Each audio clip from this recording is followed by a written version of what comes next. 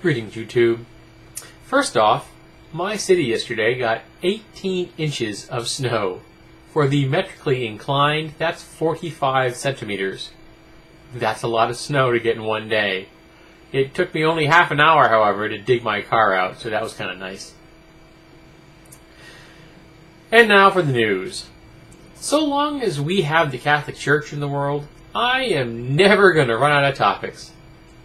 It seems that the Pope has his papal panties in a bunch because schools in Europe are teaching secular sex education and civic classes. And he sees this as an attack on the Catholic faith. I have a hard time imagining that any of these courses are attacking the Catholic faith. I'm sure that they are actually discussing facts. And if you are so inclined and you don't agree with the facts being talked about, I can imagine you might construe that as an attack. But that doesn't make it an attack. That just means you're not happy with the facts. Now, let me sum up the Catholics' stance on sex education. Don't have sex until you're married. Have as many babies as you conceivably have. Never ever use any form of birth control. Yep, that's about it. Pretty easy to remember. I don't think you need a course for that. Now, a secular sex education course, of course, is going to present the world with a much more nuanced, fully fleshed out curriculum. And, of course, it can still contain the element of abstinence. A sex education course in a secular school could say, abstinence is an option. Waiting until you're married is an option available to you. Having only one partner, is something you can do.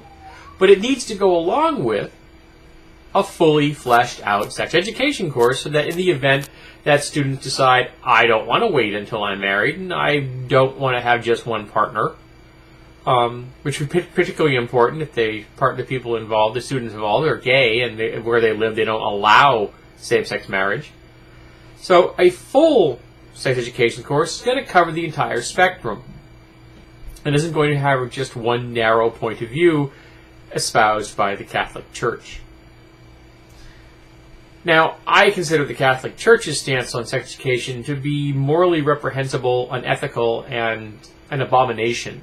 The concept that there is only one way to look at sexuality is twisted. The concept that having many children is a positive thing is twisted. We have too many people in the world. There's over 6 billion of us. We don't need 6 billion people in the world. I'm not advocating getting rid of the people we have, but I am advocating slowing down the growth rate as much as possible. 0 would be good. I could firmly support a 0 population, something the Catholic Church is incredibly opposed to. Now, of course, they're also probably discussing civic classes that don't shine a perfectly positive light on the Catholic Church, because you can't shine a perfectly positive light on the Catholic Church, not and still remain in our level of reality. So I understand why the Pope's upset. I get it. But facts are facts, folks. You are entitled to your own opinion. You are not entitled to your own facts. So this will be the latest flash in the pan until the next event pops up, the next secular attack on the church, quote unquote, and then the Pope will get his papal panties in a bunch all over again. It wouldn't be so entertaining.